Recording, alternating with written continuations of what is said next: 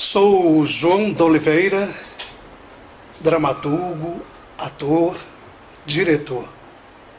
Também estou na TV Relacionamento.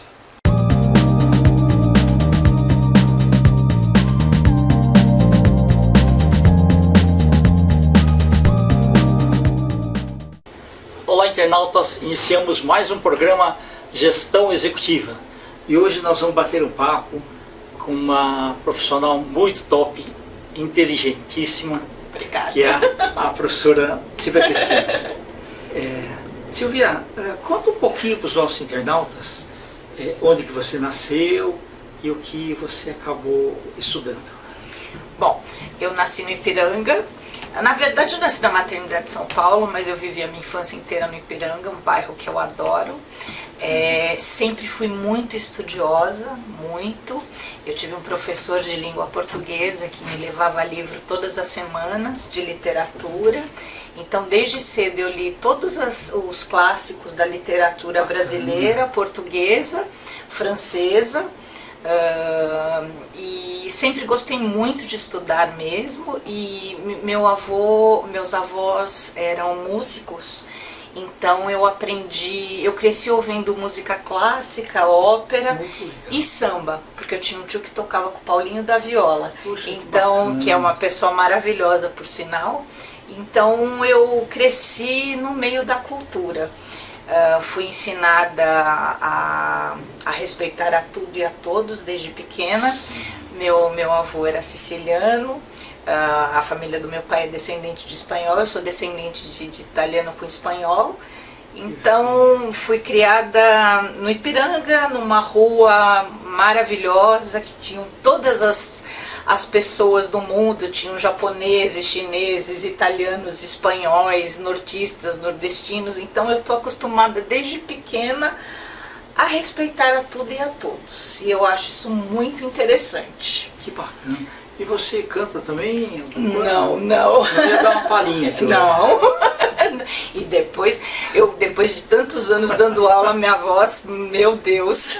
Ok. E depois você foi estudando e fez a formação acadêmica. Então, por conta do meu tio, né, que era professor de língua portuguesa, eu me apaixonei pelos livros. A primeira obra que eu li foi Emília no País da Gramática, do Monteiro Lobato. Perfeito. Tanto é que meu mestrado depois eu acabei fazendo sobre o sítio do Pica-Pau Amarelo. E eu me apaixonei pelo livro Emília no País da Gramática, e o que eu fiz? Resolvi ser professora de gramática. Então eu estudei letras, tradutor e intérprete, foram as minhas duas graduações. Depois eu fiz didática do ensino superior, recursos humanos, que eu adoro também, e fiz mestrado em educação, e doutorado eu fiz em publicidade sobre campanha PET, porque eu sou apaixonada pelos PETs. Perfeito, parabéns. Viu? Obrigada. Olha, a gente olha assim, a grande maioria do pessoal ou não tem vontade, né, ou realmente não quer buscar, porque para chegar a um doutorado tem que ralar bastante. Muito. Eu fiz dois, o primeiro acabou não dando muito certo, eu fiz sobre o doutorado em literatura africana. Eu tenho inclusive o doutorado pronto já, daquela lei 10.639 de 2003, que fala da temática africana em sala de aula. Ficou muito bacana, por sinal. Mas aí na época eu lecionei no Mackenzie por mais de 31 anos, eu dava aula na universidade, e como eu era professora pesquisadora em publicidade, sim, eles acharam interessante que eu fizesse algo mais voltado para a publicidade. E aí eu me especializei em campanha de PET. Parabéns, olha, obrigada. Eu estou honrado em estar aqui com você. Eu aqui estou, porque o currículo dele é maravilhoso também. Imagina. E depois, assim, toda a parte aí acadêmica, quais são os seus novos desafios? Bom, enquanto eu fiquei muito tempo no Mackenzie lecionando, eu dava toda a disciplina voltada à área de comunicação, e teve um ano que eu peguei uma disciplina chamada Marketing Político. E eu me achei, porque eu sempre gostei da política, desde pequena. Meu avô era uma pessoa muito politizada, minha família de modo geral é muito politizada. Nunca ninguém tentou entrar para vereador, para deputado, nada, mas eles sempre me ensinaram que a política é importante, é importante ser correto, ser ético. Então eu cresci nesse ambiente politizado e com bastante cultura também. Então, um dia eu comecei a dar aula sobre marketing político e os alunos falaram: nossa, professora, você entende tanto de política, por que você não resolve se candidatar? E outra, você é uma pessoa tão crítica, né? Você gosta de interpretar texto, de falar um monte de coisa interessante pra gente. Eu falei, quer saber, eu acho que é uma coisa interessante. E eu já fazia algum tempo que eu tinha entrado na Democracia Cristã, que é um partido, perfeito. É um partido bacana, né? Sim. Que tem a ver com os meus ideais. Sim. E junto a isso, eu sempre fiz trabalhos sociais, sempre. Só que é engraçado porque eu nunca fiz propaganda do que eu fiz. E aí os alunos começaram a me cobrar isso também. Falar, professora, uma vez para vocês terem uma ideia, eu estava frio e eu fui levar ração para um cachorro, uma comidinha para o dono do cachorro e comprei um cobertor. Aí um aluno falou assim para mim, nossa professora, por que você não grava isso daqui? Eu falei, não, estou fazendo isso porque eu acho que todo ser humano tinha que fazer isso daqui. E aí ele falou, não, mas é bacana, por que você não... Eu falei, não, então eu nunca acabei fazendo propaganda disso. Mas no meu íntimo, eu quero mudar tanta coisa que está errada aí. Então o que eu faço? Eu faço muitos trabalhos sociais. Ultimamente eu tenho ajudado, porque eu sou protetora e defensora dos animais, só que tem uma coisa, né? Não dá para você defender só os animais quando você vê seres humanos passando fome também. Então eu falei, não, eu tenho que mudar isso daí. Então em 2014 eu saí candidata a vice-prefeita na chapa João Bico, depois deputada federal e agora como vereadora. Que bacana. Legal. E aí você já chegou mais perto do povo Já. E vê as estratégias que precisam ser colocadas. Olha, eu tive no Recanto do Sol, eu já ajudava outras comunidades, mas quem faz trabalho em comunidade sabe o que eu estou falando. Não é fácil você entrar em algumas comunidades, Sim. porque você tem às vezes o chefe, né, do local que não quer que você melhore o local. Ele faz questão, ele quer melhorar o local, você sabe, né? Tem inclusive pessoas ligadas a tráfico, e aí você não quer se envolver com isso, porque é uma coisa bastante complicada. Mexe com o poder lá também, né? Mexe. Ninguém quer a divisão do poder. Não, de jeito nenhum. E agora eu entrei já faz um tempo, no Recanto do Sol, que é na periferia da Zona Leste. E depois eu quero até mandar umas imagens para vocês. Quando eu estive lá, eu fiquei assim absolutamente chocada com a situação. O nome é bonito, né? Recanto do Sol. Mas ali está muito escuro. Em vez de ser iluminado, a única coisa que você encontra no momento é a escuridão. Mas apesar de todas as mazelas pelas quais eles passam, eles não têm dinheiro para nada. As casas ali são basicamente de madeira. As crianças brincam com a terra. Uma coisa que eu encontrei lá, que eu que pertenço à classe média, muitas vezes você não encontra na classe média, que é a solidariedade. Então quando eu estive lá, até mesmo para ajudar um dos líderes comunitários, lá fui levar roupa, comida, ração para ele, ele falou, nossa, se você não trouxesse eu não teria o que comer. E aí eu vi que o vizinho da frente estava levando um prato de comida para ele, para o filho e ração para a cachorrinha. Eu falei, nossa, que bacana isso. Então eu comecei a conversar com as pessoas ali. Sim. E falta tudo para eles, tudo. É uma pena. Isso é na periferia da Zona Leste. Ali no Recanto do Sol, em todo o entorno, você não encontra nada ali. Então o Recanto do Sol, ele precisa de fato ser chamado de Recanto do Sol, porque por enquanto não tem sol ali, né? Então eu tenho feito um trabalho com eles, eu quero levar cooperativas para lá, eu estou tentando fazer um convênio para eles. eu quero dar cursos para que eles se transformem em empreendedores ali, porque você pega ali pessoas que, por exemplo, uma que é costureira, uma que é cabeleireira, Sim. olha que coisa bacana. Manicure. Outro dia eu estava até conversando com uma, eu falei, você tá com uma jaqueta bacana, ela falou, não aguento mais essa jaqueta. Eu falei, que tal se eu ensinasse vocês a customizar, a fazer umas coisas meio diferentes e tal. Nossa, que bacana. Nós temos um projeto também chamado Tabu Afro, que é um projeto que ele tira crianças de rua por meio da música. Então eu gostaria de implantar nesse local hortas comunitárias. Isso, tá? Hortas comunitárias, que é uma coisa legal. E já existe na Prefeitura de São Paulo um projeto que é ligado à Secretaria do Meio Ambiente, de plantas comestíveis. Eu não sei se vocês conhecem, Sim. isso tem até apostilas. Sim. E eles moram ao redor deles, tem uma mata muito grande. E lá eu andei vendo, tem plantas que são comestíveis e eles não têm ideia de que tem são. Tem que identificar certinho. Sim, tem um manual, né? Certo. Conversar com as pessoas, levar pessoas habilitadas para explicar isso para eles. E até ensinar que você não pode devastar tudo. Você tirou tudo aquilo lá, depois você não tem...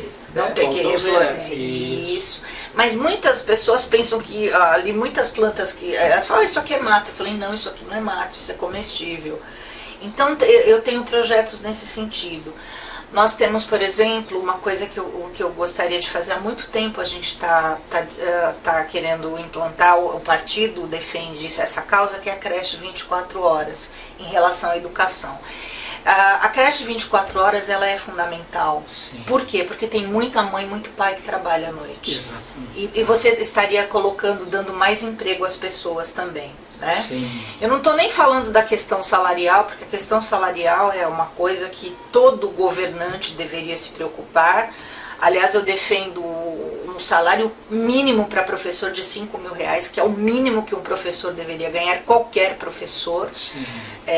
Você precisa dar cursos de reciclagem para esse professor, ele tem que estar preparado, tem que voltar a ter respeito pelo professor. Né? E atualização constante, melhoria contínua. Sem dúvida, isso é fundamental. E eu tenho meu projeto para a causa animal. Porque nós temos, só em São Paulo, 2 milhões de bichos que estão abandonados. Então eu defendo a castração desses bichos, assim como eu defendo o controle populacional, porque eu acho importante, né? Você não pode, uma pessoa que às vezes não tem muita dificuldade, ela não pode ter 10 filhos. Exatamente. E assim como eu defendo o controle populacional para o ser humano, eu acho que o pet também, o animal, ele também precisa ser castrado, porque do jeito que está não tem condições de continuar, né? E também essa parte de maus tratos que tem sido horrível, apesar de ter vindo agora a Lei 10.095, né, sancionada pelo presidente Bolsonaro, ainda continuam muitos maus tratos. E outra coisa, né, eles só fizeram para cães e gatos. Nós temos maus tratos para porcos, para galinhas, para bois, né? Enfim, eu acho que são algumas coisas com as quais eu gostaria de trabalhar. Creche para idoso também, eu andei como eu tenho andado muito em comunidades pela cidade de São Paulo, Sim. Tem muita gente que precisa trabalhar e não tem onde deixar os pais. Isso é uma coisa muito importante. A periferia está completamente abandonada. Eu tenho projetos para melhorar a periferia também. Eu achei bacana essa parte do creche para idosos, porque você pode ter prevenção de muita coisa. Sem dúvida. Quando eles estão lá, você dá um chazinho adequado, você mede pressão, temperatura, vê se tem diabetes, essas coisas assim. Exatamente. Já procura e orientação para evitar o AVC, essas coisas assim. Isso é fundamental. Essa parte, então a gente defende não só a creche 24 horas para criança, para idosos também. Eu andei fazendo uma pesquisa, tem muita gente que é obrigada às vezes a ficar em casa cuidando dos pais. Só que ela precisa trabalhar, essa pessoa. Exatamente. E para você conseguir hoje é muito difícil. Eu tenho uma moça que trabalha comigo, ela é diarista, ela está com problema com a mãe tem 87 anos, ela não tem onde colocar. Uma clínica particular é uma verdadeira fortuna. Eu sei porque o meu sogro teve que ficar e eu lembro que era muito difícil para nós mantermos. Ele era mantido num lugar muito bacana, mas essa creche eu acho que é muito importante para que as pessoas possam de fato trabalhar, né? Então creches para 24 horas, para educação para idosos também. Eu tenho programas para, né, voltando, né, a comunidade para contadores de história, aquela da Lei 10.639, da literatura africana também, porque se você pegar nas comunidades, o que você tem muito são negros, a maioria é negra. Exatamente. Então é interessante, muitas vezes eles não conhecem nada da cultura deles, pena, né? na verdade. É uma pena. É uma pena. Porque mesmo. antigamente as tribos indígenas também, eles se reuniam em volta da fogueira e ficavam repetindo, toda noite eles repetiam, só que aquilo ia de geração para geração. Exatamente. E no processo de comunicação, ele ia direito porque as pessoas decoravam. Então a forma ela vinha intacta. Hoje já se perdeu e quando você vê alguma coisa está tudo deformado. Completamente. Alguém mudou tudo aquele contexto. É lamentável isso. Na cultura africana a gente chama de griots, que são os contadores de história. Certo. Então eles passam de geração para geração. Eu acho que isso deveria ser mantido. Aliás, nós estamos perdendo muito isso, né, de geração para geração. Nós perdemos os referenciais, nós perdemos os valores. Isso tem me preocupado muito, né? Como professor eu estou muito preocupada. A inversão de valores está dominando o país. Nós precisamos resgatar esses valores, porque eles estão completamente perdidos. E isso, como professora, como educadora, como cidadã, isso tem me deixado muito aborrecida. Então é aquela questão da falta de respeito, a falta de respeito a uma autoridade. Agora, por outro lado, muitas vezes essa autoridade também não se dá o respeito, né? A gente vê a vergonha política, o caos político que está por aí. Sim. Nessa semana nós tivemos senador com dinheiro na cueca. Hoje eu fiquei sabendo, né, do ex-presidente Collor, que está sendo investigado por uma série de coisas, né? Então você se questiona muitas vezes, você fala, gente, que país é esse, né? Um presidente que sofreu um impeachment e está aí e voltou como senador. E o pior é que as pessoas acabam votando, né? Então a gente precisa, eu acho que a base, né, de tudo no mundo inteiro é a educação. Quando você traz para essa criança a educação, quando você promove campanhas educativas, tudo vem, vem. E começar a mostrar que o certo tem que prevalecer sobre o errado. Sem dúvida. E que os valores morais tem que sobrepujar sobre qualquer outra situação. Sobre qualquer coisa. Não adianta, muita gente me pergunta sobre politicamente correto. Gente, é o seguinte, você não precisa de politicamente correto. Se você tem uma educação... Exatamente. Você precisa de lei? A pessoa é preconceituosa. Não, se a pessoa soubesse desde pequeno que ela tem que respeitar a tudo e a todos. Eu lembro que quando eu tinha 7 anos de idade, a minha mãe e meu avô, eu estava passeando com os dois, e eu lembro que eu peguei uma florzinha, eu arranquei uma florzinha do pé, meu avô virou pra mim e falou assim, da plantinha, eu tirei uma plantinha lá, o meu avô falou pra mim, o que ela fez pra você? Ela tava quietinha aí, tava tão bonitinha, por que você fez isso? Eu falei, mas eu não fiz de maldade, mas deixa ela aí. Ela tá no habitat dela, ela tá aí no lugarzinho dela, ela não precisa fazer isso. Quando eu saía, às vezes comendo um chocolate, meu avô fazia eu repartir para todos os meus amiguinhos. Não, isso que são valores importantes. São valores. E outra coisa que ele falava, porque meu avô, minha avó e minha mãe, né, que são 3 pessoas que eu adoro, paixão na minha vida, eles falavam, você tem que ser correto, a sua palavra é tudo, você não precisa nem assinar. Isso, não é? Então, A questão do respeito, sabe? Entrar num elevador, falar bom dia. E a parte também, por exemplo, de limpeza na cidade. Sim. Gente, Tem que ser de cada um. não é verdade? Exato. Eu estava até conversando Sim. com ele antes da cultura japonesa, que eu adoro a cultura japonesa, quem foi meu aluno sabe disso. Quando houve a Copa do Mundo e eles Sim. tiveram um jogo em Itu, e eu tenho chácara em Itu, Sim. até hoje os japoneses mudaram a cultura do ituano. Olha que coisa interessante. Eles estiveram no estádio, Isso. quando terminou o jogo, todos os japoneses que lá estavam, o que eles fizeram? Eles pegaram um saquinho, pegaram lixo, jogaram. Até hoje os ituanos fazem isso. Olha que coisa mais linda, né? Por isso que eu adoro a cultura japonesa, porque eles têm um apreço pelo mais velho.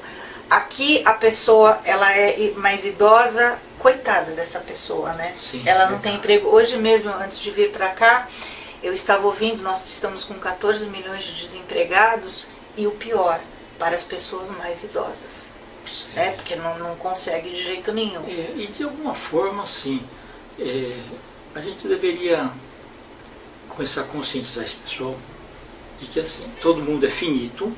E todo mundo tem que ter uma educação financeira para poder guardar Excelente. pros Excelente. Isso é uma coisa interessante também. Depois que eu me aposentei, eu fiz um curso de educação financeira. E eu acho que isso falta também para as crianças. Sem dúvida. Porque quando eu lecionava, eu percebia que as pessoas, assim, a falta de noção que elas têm, muitas vezes você pedia para eles comprarem um livro. Quanto custa o livro? 20, 30 reais. Nossa, professora, muito caro.